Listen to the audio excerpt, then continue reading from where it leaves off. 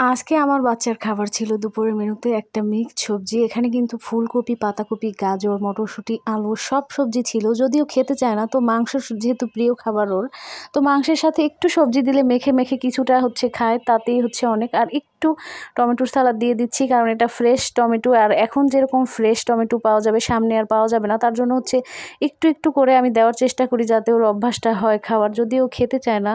আর আমাদের বাসার বড়দের জন্য রান্না হয়েছিল মূলা দিয়ে চিংড়ি মাছের একটা ঝোল।